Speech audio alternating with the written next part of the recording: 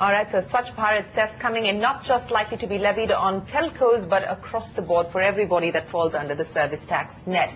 Now on to the other big story this evening. It's being dubbed as India's sunrise sector, and the government wants to keep tabs on the e-commerce industry. Sources say the centre is mulling, regulating and monitoring the online retail sector. Nantara, what else are you picking up? We understand that a draft cabinet note or a draft note for the Committee of Secretaries has been put together to try and find a way to regulate the e-commerce sector. Yes, they feel it's not regulated at all. They don't know who's supposed to be in charge of the sunrise sector, and therefore the Consumer Affairs Ministry has been getting a lot of the complaints from consumers, traditional retailers, and all the questions from parliamentarians are being forwarded to this ministry. Has decided it's time to delegate and regulate the sector. Now, what I understand from my sources is that as many as two ministries, that's the Consumer Affairs Ministry as well as the IT department under the Department of Telecommunications, is actively considering how to regulate this sector.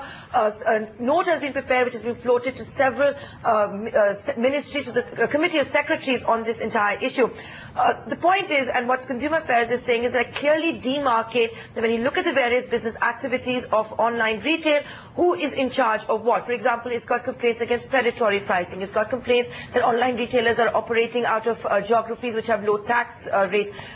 Complaints against cybersecurity, consumers not getting refunds, etc. So, for example, it's saying if you're talking about corporate fraud, that should come under the Corporate Affairs Ministry. If you're talking about predatory pricing, that should come under Corporate Affairs Ministry. Server registration, cybersecurity should be under the IT department.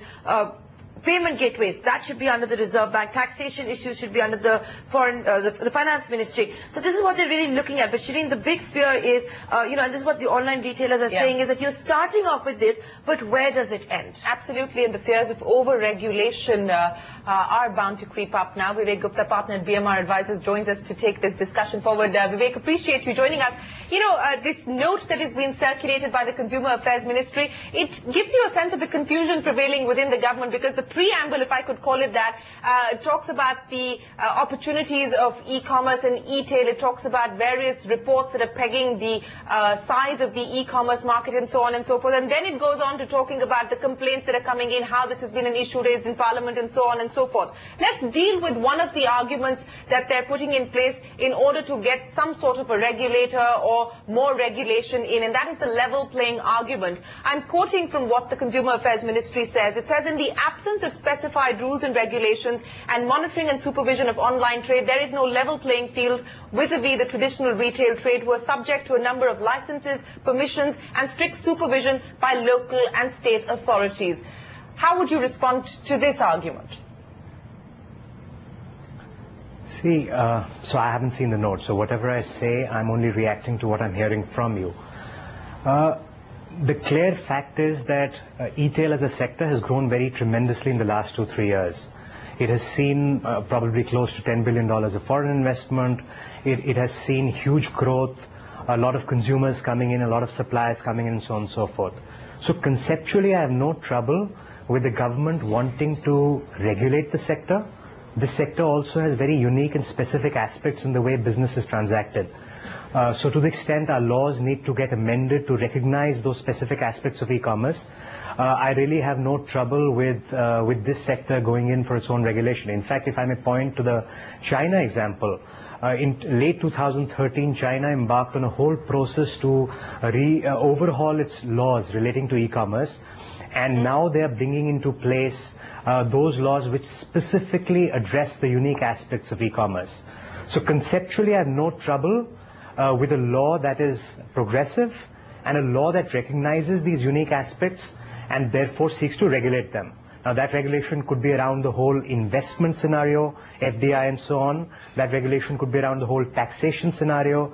That regulation could be around anti-competitive things. That regulation could be around level playing field. Or that regulation could be around consumer rights. Because I think consumer rights are very well established in the physical retail format. In the e-tail format, they're not so well established. So all of this can happen if I think my reaction is I have no trouble with it. The key thing, however, is to note that the government must act in a very balanced and very progressive way, which is the Chinese example actually. They must recognize that this sector has huge impacts on the economy. This sector is not now a reality. In their zeal for addressing some of these issues, they must not lose sight of the fact that a Vodafone type retrospective risk exists here also. Yeah. Because the fact of the matter is the government is regulating this after a certain amount of investment has already come into the sector. And that certain amount of investment is a very large investment. So they should not alter fundamentally the playing field. But the fact that this sector should be regulated, I don't think I have any quarrel with it. In fact, I would go one step further and say that if policies around the sector are clear, they are well laid out, and they are simple, that's actually good for the growth of the sector. So if this note that you're talking about...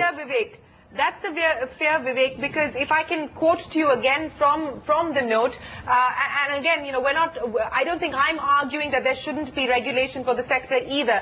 But then it goes on to say that the e-commerce sector provides a challenge in terms of its monitoring, regulation, supervision, etc. The industry's operations are too diverse and complex to be under the purview of any single department or ministry, and therefore what needs to be done is a clear demarcation of the activities and issues of e-commerce to be handled by different departments and designation of the nodal department or ministry. Now, basically, you're essentially saying that this is going to be an area that is going to be monitored, regulated, supervised by more than half a dozen different government departments.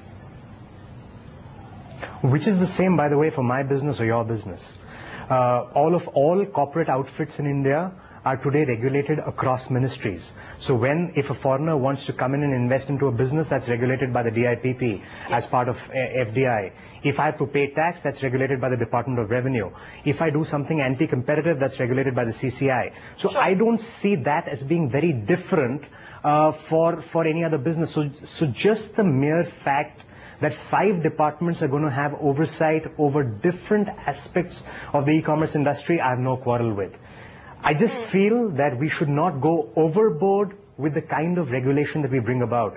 And there are good global examples of how progressive regulation can come in, which can actually help the growth of the sector while addressing all the problems that some of the impacted parties seem to have with the sector.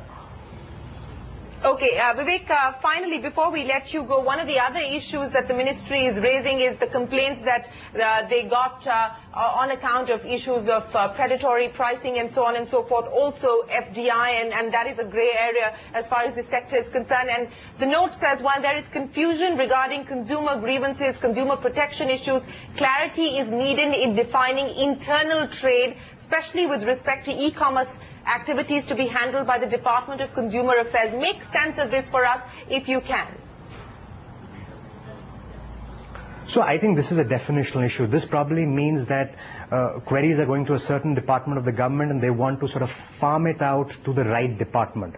So if it's a query relating to FDI, that should probably go to the Ministry of Commerce and Ministry of Finance. If it's a query relating to taxes, it should go to a certain other ministry. So this probably is just the government's internal working, and therefore, I don't read too much into it, into what you just said. In 10 seconds, Vivek, if you were asked for what the prescription should be in terms of appropriate regulation and, of course, judicious regulation, what would you say needs to be the driving thought or the driving principle? So I think the driving principle is we must recognize the fact that e-commerce has unleashed a wave of entrepreneurship in the country. It has unleashed a wave of foreign investment, foreign capital into the country. And we must positively look at this sector to see its advantages and therefore encourage all of that investing and entrepreneurial flow that has happened in the economy. It has had a lot of ancillary advantage in the form of logistics, in the form of job creation, and so on and so forth.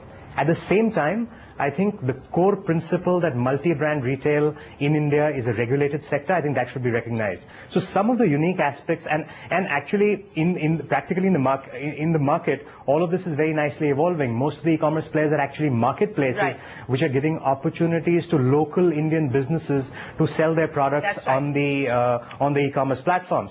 So I think if the government recognizes the advantages of the e-commerce sector, and at the same time marries them to the basic policy prescription that they have regarding multi-brand retail trade, I think a good policy can emerge in the sector. All right, Vivek, we'll have to leave it there. Appreciate you joining us. That's Vivek Gupta of BMR Advisors, taking us through the road ahead if we were to see regulation for the e-commerce sector, which is currently in the works.